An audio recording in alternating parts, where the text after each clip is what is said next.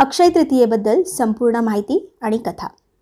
तर मंडळी, हिंदू कॅलेंडरच्या मुख्य तारखांपैकी एक म्हणजे अक्षय तृतीया। हिंदूंसाठी हा अत्यंत पवित्र दिवस आहे।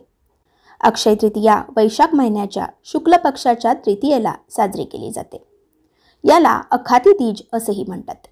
मग या अक्षय तृतीयेचा अर्थ काय ते जाणून घेऊया।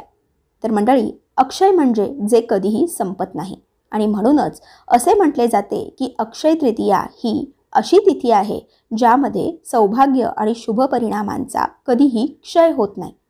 या दिवशी केलेले कार्य मनुष्याच्या जीवनात कधीही न संपणारे शुभ फल देते। म्हणूनच असे म्हटले जाते की या दिवशी एखादी व्यक्ती जिंकल्यानंतरही चांगले कर्म आणि दान करते, त्याचे शुभ परिणाम मोठ्या प्रमाणात मिळतात आणि शुभ परिणामांचा प्रभाव कधीही संपत नाही।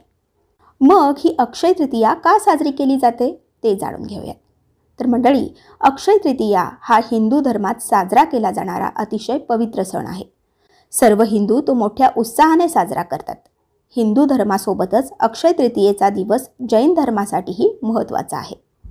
अखाती तीज मागे अनेक हिंदूंची श्रद्धा आहे। काही जण याचा संबंध भगवान विष्णूंच्या जन्माशी जोडतात, तर काही जण भगवान श्रीकृष्णाच्या लीलांशी जोडतात। सर्व समजुती श्रद्धेशी संबंधित असल्यासोबतच खूप रोचक आहेत। हा दिवस पृथ्वीचे रक्षक भगवान विष्णू यांना समर्पित आहे। हिंदू धर्माच्या मान्यतेनुसार विष्णूंनी श्री परशुरामाच्या रूपात पृथ्वीवर अवतार घेतला होता। या दिवशी विष्णू 6व्यांदा परशुरामाच्या रूपात पृथ्वीवर अवतरले आणि म्हणूनच हा दिवस परशुरामाचा जन्मदिवस म्हणूनही साजरा केला जातो। धार्मिक मान्यतेनुसार त्रेता आणि द्वापार युगापर्यंत विष्णू पृथ्वीवर चिरंजीवी राहिले। परशुराम हे सप्तर्षींपैकी एक ऋषी जमदग्नी आणि रेणुका यांचे पुत्र होते। हे ब्राह्मण कुटुंबात जन्माला आले आणि म्हणूनच अक्षय तृतीया आणि परशुराम जयंती सर्व हिंदू मोठ्या थाटामाटात साजरी करतात। दुसऱ्या मान्यतेनुसार त्रेतायुगाच्या प्रारंभी पृथ्वीची सर्वात पवित्र मानली जाणारी गंगा नदी या दिवशी स्वर्गातून पृथ्वीवर आली होती। भगीरथाने गंगा नदी पृथ्वीवर आणली होती। या पवित्र नदीचे पृथ्वीवर आगमन झाल्याने या दिवसाचे पावित्र्य वाढते आणि म्हणूनच या दिवसाचा हिंदूंच्या पवित्र सणात समावेश होतो। या दिवशी पवित्र गंगा नदीत स्नान केल्याने व्यक्तीची पापे नष्ट होतात।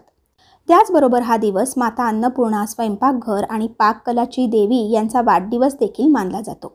अक्षय तृतीयेच्या दिवशी आई अन्नपूर्णेचीही पूजा केली जाते आणि भंडारतरा भरून ठेवण्यासाठी आईकडून वरदान मागितले जाते। अन्नपूर्णेच्या पूजेने स्वयंपाकघर आणि जेवणाची चव वाढते। दक्षिणेकडील प्रांतात या दिवसाची वेगळी ओळख आहे। त्यांच्या मते या दिवशी कुबेर म्हणजेच भगवानाच्या दरबाराचा खजिनदार यांनी शिवपुरम नावाच्या ठिकाणी त्यांची पूजा करून शिवाला प्रसन्न केले होते। कुबेराच्या तपश्चर्येने प्रसन्न होऊन शिवाने कुबेराला वरदान मागायला सांगितले। कुबेरांनी लक्ष्मीजींकडून आपली संपत्ती परत मिळविण्यासाठी वरदान मागितले। तेव्हा शंकरजींनी कुबेराला लक्ष्मीची पूजा करण्याचा सल्ला दिला। म्हणूनच तेव्हापासून आजपर्यंत अक्षय तृतीयेला लक्ष्मीजींची पूजा केली जाते। लक्ष्मी ही विष्णूंची पत्नी आहे, म्हणूनच लक्ष्मीची पूजा करण्यापूर्वी भगवान विष्णूंची पूजा केली जाते। दक्षिणेला या दिवशी लक्ष्मी यंत्रमाची पूजा केली जाते, ज्यामध्ये विष्णू लक्ष्मीजींसोबत कुबेराचेही चित्र असते। अजून एका मान्यतेनुसार महर्षी वेदव्यास यांनी अक्षय तृतीयेच्या दिवशी महाभारत लिहिण्यास सुरुवात केली। या दिवशी महाभारतातील युधिष्ठिराला अक्षय पात्र प्राप्त झाले होते। या अक्षय पात्राचे वैशिष्ट्य म्हणजे त्यातून अन्न कधीच संपत नाही। या पात्राद्वारे युधिष्ठिर आपल्या राज्यातील गरीब आणि भुकेल्या लोकांना अन्नदान करून मदत करत असे। या श्रद्धेच्या आधारावर या दिवशी केलेले दानाचे पुण्यही अक्षय मानले जाते। म्हणजेच या दिवशी मिळालेले पुण्य कधीही संपत नाही, त्यामुळे वर्षानुवर्ष माणसाचे भाग्य वाढते।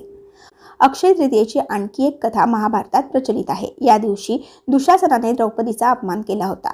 या वस्त्रहरणातून द्रौपदीला वाचवण्यासाठी श्रीकृष्णाने कधीही न संपणारी साडी दान केली। अजून एका मान्यतेनुसार अक्षय तृतीयेमागे हिंदूंची आणखी एक रोचक श्रद्धा आहे। श्रीकृष्णाने पृथ्वीवर जन्म घेतला तेव्हा अक्षय तृतीयेच्या दिवशी त्यांचा गरीब मित्र सुदामा कृष्णाला भेटायला आला। कृष्णाला देण्यासाठी सुदामाकडे फक्त 4 तांदळाचे दाणे होते। ते सुदामाने कृष्णाच्या चरणी अर्पण केले, पण आपला मित्र आणि सर्वांचे हृदय जाणणाऱ्या देवाने सर्व काही समजून घेऊन सुदामाचे दारिद्र्य दूर केले, त्याच्या झोपडीचे महालात रूपांतर केले आणि त्याला सर्व सुविधांनी परिपूर्ण केले। तेव्हापासून अक्षय तृतीयेला केलेल्या दानाचे महत्त्व वाढले आहे। त्याचबरोबर भारतातील ओरिसामध्ये अक्षय तृतीयेचा दिवस शेतकऱ्यांसाठी शुभ मानला जातो।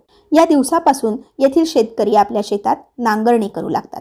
ओरिसातील जगन्नाथपुरी येथूनही या दिवशी रथयात्रा काढली जाते। वेगवेगळ्या प्रांतात या दिवसाचे स्वतःचे महत्त्व आहे। बंगालमध्ये सर्व व्यापाऱ्यांनी या दिवशी गणेश आणि लक्ष्मीची पूजा करून त्यांचे लेखापरीक्षण पुस्तक सुरू करण्याची प्रथा आहे। त्याला इथे हलकथा म्हणतात। पंजाबमध्येही या दिवसाला खूप महत्त्व आहे। हा दिवस नवीन हंगामाच्या सुरुवातीचा सूचक मानला जातो। या अक्षय तृतीयेला ब्रह्ममुहूर्तावर जाट कुटुंबातील पुरुष मंडळी त्यांच्या शेताकडे जातात। त्या रस्त्यावर जितके प्राणी पक्षी आढळतात तितकेच ते कापणी आणि पावसासाठी शुभ मानले जाते। या दिवशी भगवान विष्णू आणि लक्ष्मीच्या पूजेला महत्त्व आहे। या दिवशी भगवान विष्णूंची पूजा केली जाते आणि विष्णूंना तांदूळ अर्पण केल्याने विशेष फायदा होतो। पूजा केल्यानंतर त्यांना तुळशीच्या पानासह अन्न अर्पण केले जाते। सर्व विधी पूर्ण केल्यानंतर देवाची अगरबत्ती लावून आरती केली जाते। उन्हाळ्यात येणारे आंबे आणि चिंच देवाला अर्पण केले जातात आणि वर्षभर चांगले पीक आणि पावसासाठी आशीर्वाद मागितले जातात। अनेक ठिकाणी या दिवशी मातीची भांडी पाण्याने भरली जातात। कच्चा आंबा, चिंच आणि गूळ पाण्यात मिसळून देवतेला अर्पण केले जाते। चांगल्या हेतूने दिलेली प्रत्येक गोष्ट परोपकाराची पुण्य वाटते। या दिवशी तूप, साखर, धान्य, फळे, भाज्या, चिंच, कपडे, सोने, चांदी इत्यादींचे दान करावे। या दिवशी छोट्या दानाचेही खूप महत्त्व आहे। असे असले तरी एका रंजक मान्यतेनुसार अक्षय तृतीयेला इलेक्ट्रॉनिक्स वस्तू देण्याचेही महत्त्व आहे। या दिवशी अनेक लोक पंखे, कूलर इत्यादी दान करतात। किंबहुना हा सण उन्हाळ्याच्या दिवसात येतो, त्यामुळे उन्हापासून बचाव करण्यासाठी उपकरणे दान केल्यास त्याचा फायदा होतो आणि देणगीकारांना पुण्य प्राप्त होते असा विश्वास यामागे आहे। हा दिवस सर्व शुभ कार्यांसाठी उत्तम आहे। अक्षय तृतीयेला लग्न करणे शुभ मानले जाते। ज्याप्रमाणे या दिवशी केलेल्या दानाचे पुण्य कधीच संपत नाही, त्याचप्रमाणे रोजच्या लग्नातही पती पत्नींमधील प्रेम कधीच संपत नाही। या दिवशी लग्न झालेले लोक जन्मांपर्यंत एकत्र नांदतात। लग्नाव्यतिरिक्त उपनयन सोहळा, घराचे उद्घाटन, नवीन व्यवसाय सुरू करणे, नवीन प्रकल्प सुरू करणे इत्यादी सर्व शुभ कार्य देखील शुभ मानली जातात। या दिवशी अनेक जण सोने आणि दागिने खरेदी करतात। या दिवशी व्यवसाय इत्यादी सुरू केल्याने व्यक्तीला सदैव प्रगती मिळते आणि शुभ परिणाम दिवसेंदिवस वाढत जातात। अक्षय तृतीयेची कथा ऐकून विधीपूर्वक पूजा केल्याने भरपूर लाभ मिळतो। या कथेला पुराणातही महत्त्व आहे। जो कोणी ही कथा ऐकतो, पूजा करतो व दान धर्म करतो त्याला सर्व प्रकारचे सुख, धन, ऐश्वर्य, कीर्ती, वैभव प्राप्त होते। या संपत्ती आणि कीर्तीच्या प्राप्तीसाठी वैश्य समाजातील धर्मदास नावाच्या व्यक्तीने अक्षय तृतीयेचे महत्त्व जाणून घेतले। ही फार जुनी गोष्ट आहे की धर्मदास एका छोट्या गावात कुटुंबासह राहत होते। आपल्या कुटुंबाच्या उदरनिर्वाहाची त्यांना नेहमीच काळजी असायची। त्यांच्या कुटुंबात अनेक सदस्य होते। धर्मदास हे अतिशय धार्मिक वृत्तीचे व्यक्ती होते। एकदा त्यांनी अक्षय तृतीयेला उपवास करण्याचा विचार केला। अक्षय तृतीयेच्या दिवशी सकाळी लवकर उठून त्यांनी गंगेत स्नान केले। नंतर पद्धतशीरपणे भगवान विष्णूंची पूजा आणि आरती केली। त्यानंतर आपल्या क्षमतेनुसार पाण्याची भांडी, पंखे, जव, सत्तू, तांदूळ, मीठ, गहू, गूळ, तूप, दही, सोने, कपडे इत्यादी वस्तू देवाच्या चरणी ठेवून दान केल्या। ही सर्व देणगी पाहून धर्मदास त्यांच्या कुटुंबियांनी व त्यांच्या पत्नीने त्यांना रोखण्याचा प्रयत्न केला। ते म्हणाले की जर धर्मदास हे सर्व दान धर्मासाठी देतील तर कुटुंबाचा उदरनिर्वाह कसा होणार।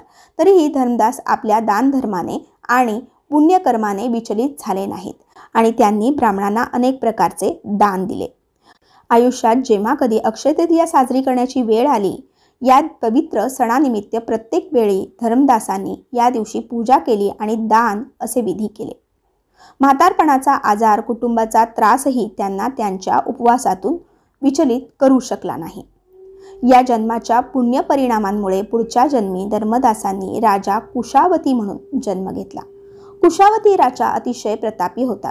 त्याच्या राज्यात सर्व प्रकारचे सुख, संपत्ती, सोने, हिरे, रत्ने, संपत्ती कोणत्याही प्रकारे कमतरता नव्हती।